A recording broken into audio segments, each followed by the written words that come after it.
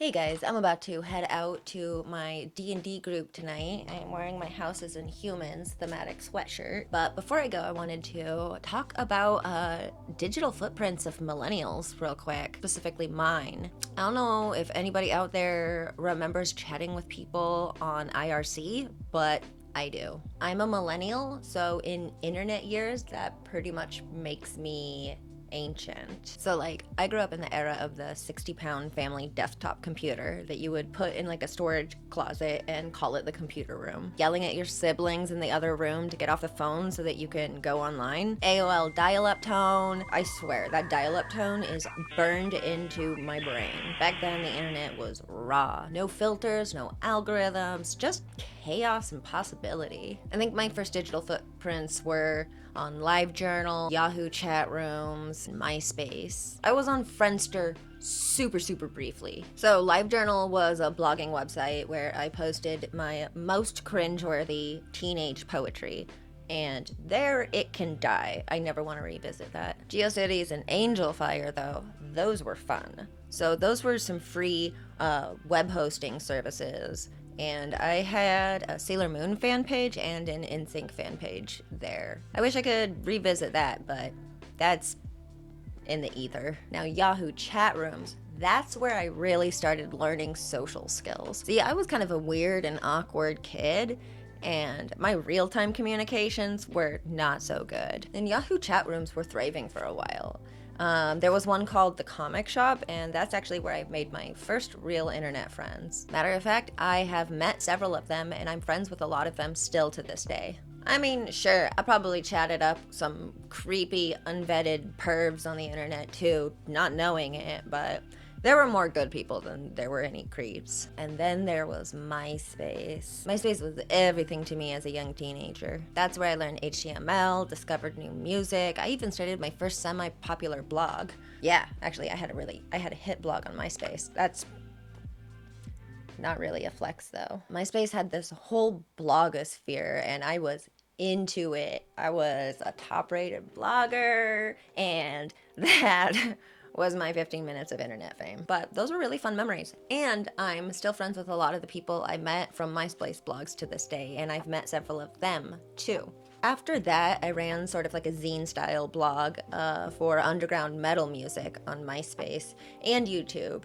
I would review CDs that bands would send me. I'd promote shows. I got some backstage passes and I did interviews with some bands. It was really fun. And I got to hear a lot of cool new music that I otherwise probably wouldn't have been exposed to. All of that lives on MySpace and early YouTube though. And that was about almost 20 years ago. So getting access to any of it is basically impossible. I have no idea what my MySpace logins are. I can't even remember what my email address was back then, much less the passwords I used. I guess it'd be cool to visit my old MySpace accounts, but what I really want access to is my old YouTube accounts. Those I really can't get into. And it kind of sucks. So when Google bought YouTube, they made it so that you had to get a Google account to access your YouTube or connect your YouTube to a Google account. And I didn't have a Google account. And when I was trying to log in, something happened and I somehow fudged up the process and I got locked out forever. I've since tried to recover it, but reaching out for assistance from YouTube staff was impossible. And it turns out if you have a pre-Google YouTube account that you had before 2009, check, and haven't logged into since 2011, check. You can either access it by connecting it with a Google account, or you have to know your password. I didn't have it connected with a Google account, so I just can't do that. And I don't remember my password from 18 years ago. According to the YouTube help site, I'm shit out of luck. If I don't remember my password, they have no way to access that account for me. And it sucks because I can see my account. My old channel still exists. I can see it. I just can't reach them. It's like watching a life you lived through a window you can't open. And it's weird because other people can see that part of my life too, and I have no access to it. It's such a strange feeling knowing so much of your early life is just still out there, floating in forgotten corners of the internet. And all of it is there in cyberspace forever. And now I am closer to 40 than I am to 20. I'm an entirely different person than the person I was at 14 when I first started making my internet accounts. But that 14-year-old girl still exists on the internet. That's weird. That's so weird. I don't know how comfortable I am having the younger, more vulnerable parts of me out there on the internet like that. There's nothing horrible in my digital history. Just regular millennial cringe and stuff I'd rather have archived or maybe even deleted. But I digress.